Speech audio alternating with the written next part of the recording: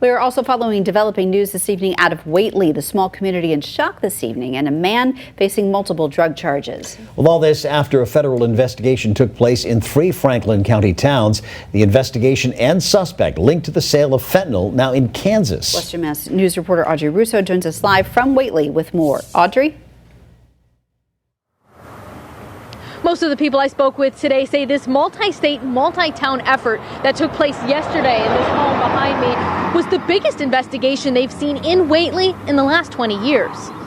Federal officials more willing to share what a Massachusetts man reportedly did in Kansas months ago than what they found searching his home on Tuesday. The U.S. Attorney's Office out of Kansas says 32-year-old Anthony Stokes sold 114 counterfeit oxycodone tablets filled with fentanyl in Kansas a few months ago. They did not say what led investigators to Whatley or what was found in the South Deerfield man's apartment. That which investigators won't clarify is making Whatley residents nervous about what's happening in their own backyard. They're constantly arresting and stopping people on 91 through this corridor for drugs all the time, so that's nothing new. No, like big groups of activity at one time? No, none at all, none at all. It's terrible. It's terrible. I mean, it just doesn't affect the big cities. Something needs to be done. This local mother, who didn't want to show her face on camera, explaining how the illegal sale of fentanyl changed her life for the worse. Breaks my heart even more.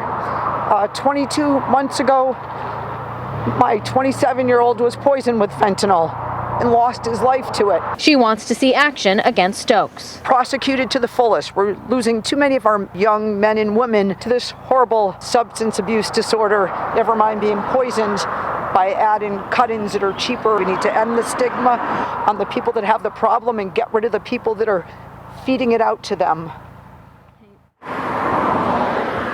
Most of the nearby neighbors I spoke with say that Stokes had only moved into the upstairs apartment within the last couple of months. If he's convicted, he could face up to 20 years in a federal prison and over $1 million in fines. Reporting live in Whatley, Audrey Russo for Western Mass News.